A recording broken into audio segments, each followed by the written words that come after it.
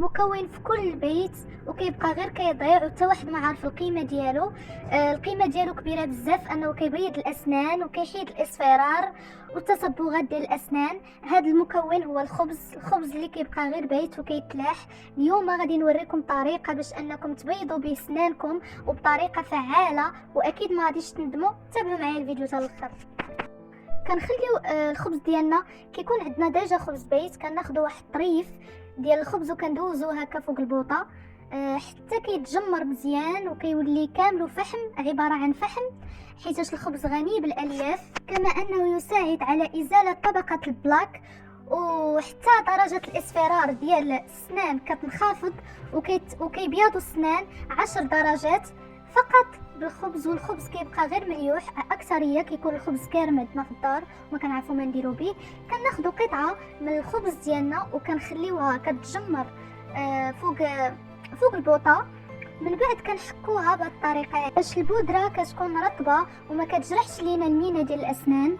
تابعوا معايا الطريقه. وإلا كنتي اول مره كتشوفي القناه ديالي كنتمنى تشتركي وتفعلي زر الجرس، وكذلك ما تنسينيش لايك حيت هي اللي كتشجعني نعطيك بزاف. المهم كنضيفوا عليها معلقه صغيره ديال معجون الاسنان حسب الكميه. انا مبقاش عندي بزاف واستخدمت غير داكشي اللي عندي، وكنضيفوا عليها تقريبا معلقه كبيره او معلقه صغيره عفوا ديال الحامض. كنمزجوا هاد المكونات وغادي تشوفوا الا تبعتوها لمده اسبوع النتيجه خياليه، غادي تصدموا في سنانكم، غادي يبيضوا 10 درجات. والبنات اللي جربت هاد الوصفه ما تنسانيش وترجع ليا للقناه وتكتب ليا النتيجه باش الناس يثيقوا ويصدقوا الفعاليه ديال الوصفات ديالي. انا ديما كنعطيكم وصفات اللي مجربه وقديمه، يعني من جدودنا، ماشي كنجيبها من راسي.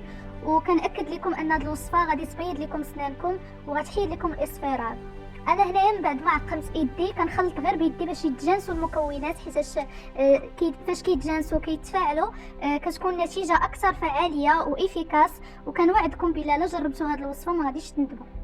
كتحتفظوا بهذا الخليط في شي بواطه عندكم وكتخليوها في الثلاجه، ضروري تبقى في الثلاجه، ما تحطوهاش في شي بلاصه اخرى باش ما تخسرش، وكتحتفظوا بها لمده اسبوع. من بعد ما كيسالي الاسبوع كتزيدوا ديروا مكونات اخرين، وانا متاكده انكم من بعد اسبوع غادي تلقاو النتيجه اللي غادي تكون مرضيه وغادي تساتيسفيكم ان شاء الله. المهم البنات كنتمنى تشتركوا في القناه وما تنساوش انكم ديروا لايك وتعليق. البنات اللي جربوا هذه الوصفه يديروا لي تعليق باش ياكدوا على المصداقيه ديال القناه ديالي. وشكرا بزاف على المشاهده ديالكم.